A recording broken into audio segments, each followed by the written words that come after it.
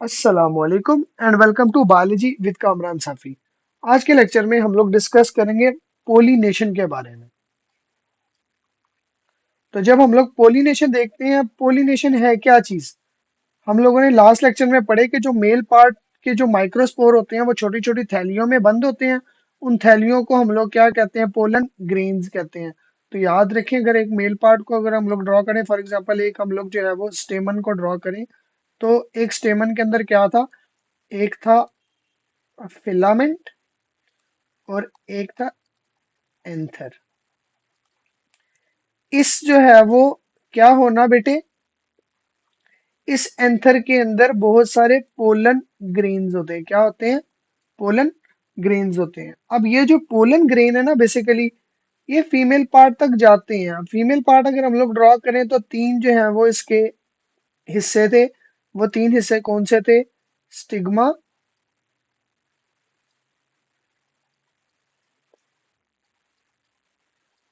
Style, ovary. अब क्या होना, पोलिनेशन की डेफिनेशन अगर देखें तो क्या होना बेटे, इस एंथर से पोलन ग्रेन्स का उड़ के स्टिग्मा तक चले जाना क्या कहलाता? पोलिनेशन कहलाता है। तो मतलब अगर हम उनसे वैसे पूछे तो क्या बेटे, ट्रांसफर ऑफ पोलन ग्रेन्स, मतलब अंदर जो थैले पड़ेंगे पोलन ग्रेन्स, कहां से कहां तक? From anther to stigma is called pollination. इसको हम लोग क्या कहते हैं? पोलिनेशन कह रहे होते हैं। अब जो है ना वो, ये पोलिनेशन दो तरह से होती है। ये सेल्फ पोलिनेशन भी होती है और क्रॉस पोलिनेशन भी होती है। सेल्फ पोलिनेशन भी होती है और क्रॉस पोलिनेशन भी होती है। अगर एक ही फूल, एक ही प्लांट, मतलब जो है ना वो सेम प्लांट, सेम प्लांट के एंथर से निकले स्टिग्मा तक जाए, दैट इज सेल्फ पोलिनेशन। वो एक ही फूल के, ये देखो, एक प्लांट है ना, वन प्लांट है, ठीक है। इसमें सेम फ्लावर, मतलब एक फूल के एंथर से निकल के उसी के स्टिग्मा तक चला जाए, या डिफरेंट फ्लावर तक चला जाए, लेकिन उसी प्लांट के हो, तो इस दोनों को मिल हम लोग क्या कहते हैं बेटे? Self pollination. कि एक ही दरख्त, फूल चाहे डिफरेंट है लेकिन एक ही दरख्त के अंदर से निकल के दूसरे दरख्त तक जा रहा है, तो इसको हम लोग क्या कहते हैं? सेल्फ पोलिनेशन कहते हैं। लेकिन जो है वो क्रॉस पोलिनेशन किया, अगर एक प्लांट के अंदर से निकले और दूसरे प्लांट के स्टिग्मा तक पहुंच जाए, फिर इसको हम लोग क्या कहेंगे बेटे? क्रॉस पोलिनेशन कहेंगे। अब ये जाके क्या करता है? तो देखो, ये हम लोगों ने बनाया female part carpel, pollen grain anther से उड़ के इधर तक आया। अब एक पोलन ग्रेन के पास दो चीजें थी, दोबारा बनाकर बता रहा हूं, देखो। एक तो उसके पास दो स्पम्स थे और दूसरा उसके पास क्या था? एक ट्यूब सेल था। क्या था? ट्यूब सेल था। तो यहाँ पे अब आपको आके समझ आएगी कि एक ट्यूब सेल करता क्या है। अब देखो, एक ट्यूब सेल वहां से बेसिकली उसका काम क्या होता है? एक ट्यूब बनाना, कहाँ से कहाँ तक? स्टिग्मा से लेकर ओव्यूल तक। स्टिग्मा से ओव्यूल तक एक ट्यूब बनाता है, जिसको हम लोग क्या कहते हैं? पोलन ट्यूब कहते हैं। इस पोलन ट्यूब का काम क्या होता है बेटे? क्या करना? स्टिग्मा से ओव्यूल तक स्पम्स को पहुंचाना। किस तक को पहुंचाना? स्पम को पहुंचाना। अब इस ओव्यूल को ना, यहाँ पे जरा समझ मुश्किल से आएगी, मैं जरा बड़ा करके बता रहा हूँ ताकि आपको क्लियरली समझ आ जाए। ओव्यूल के अंदर हम लोगों ने बात की थी कि काम की दो चीजें हैं। एक उसके पास क्या है? फ्यूजन न्यूक्लियस है। और मैंने आपको बताया था कि ये जो फ्यूजन न्यूक्लियस है ये 2n होता है, बिकॉज क्या होता है? ये दो न्यूक्लियाई के आपस में फ्यूज होने से बना होता है। और दूसरा उसके पास क्या है? एक एग है।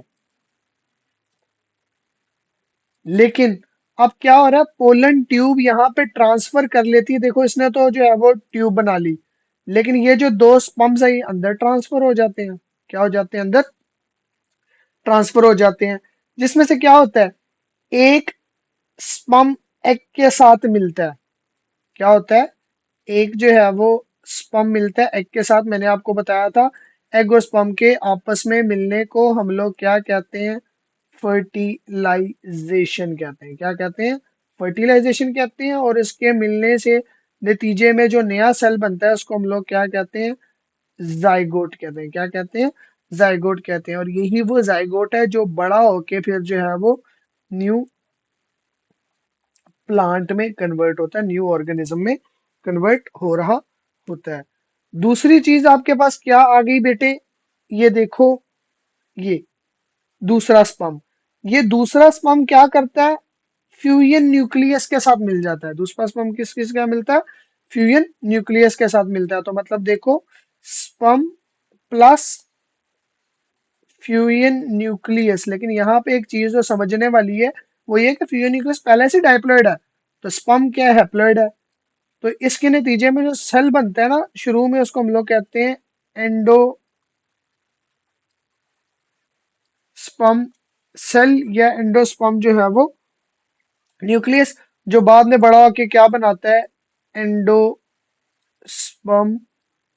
टिश्यू। अब एक चीज देखें कि 1n और 2n, 2n plus 1n goes to form 3n। तो जो एंडोस्पर्म टिश्यू होता है वो क्या होता है? 3n होता है। इसका काम क्या करता है? ये बेसिकली जो है वो न्यूट्रिशन प्रोवाइड करता है। क्या प्रोवाइड करता है? न्यूट्रिशन प्रोवाइड करता है। किसको न्यूट्रिशन प्रोवाइड करता है बेटे? इस डेवलपिंग जो है वो एम्ब्रियो को, मतलब जाइगोट को जो है वो, जाइगोट से एम्ब्रियो बनना है और एम्ब्रियो से जो है वो नया प्लांट बनना है। तो इनको बनने के लिए जिसने खुराक प्रोवाइड करनी है ना, वो बेसिकली ये एंडोस्पर्म टिश्यू है। तो मतलब यहाँ देखो दो फर्टिलाइजेशन हुई हैं। एक फर्टिलाइजेशन एग और स्पर्म की हुई है, दूसरी फर्टिलाइजेशन हुई है किसकी बेटा? स्पर्म और फ्यूजन न्यूक्लियस की हुई है। इसलिए हम इसको क्या कहते हैं?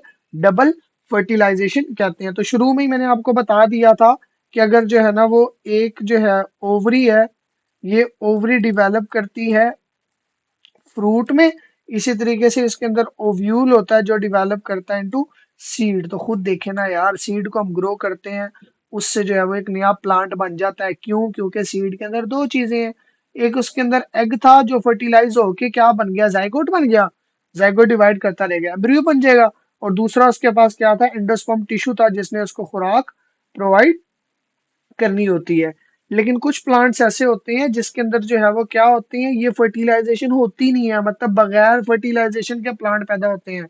अब देखो, जब फर्टिलाइजेशन नहीं होगी तो ओव्यूल डेवलप नहीं करेगा, ओव्यूल डेवलप नहीं करेगा तो सीड नहीं बनेगा। तो सीडलेस फ्रूट जितने भी हमारे पास बनते हैं ना, वो सारे कैसे बनते हैं? थ्रू पार्थिनो कार्पी बनते हैं, मतलब that is produce without fertilization. तो मतलब अगर हमसे कोई पूछे तो क्या development of plants without fertilization, that is called as parthenocarpy, and through parthenocarpy seedless fruits are produced। तो बेटे यहाँ पर आपका चैप्टर नंबर 10 रिप्रोडक्शन कंप्लीट होता है।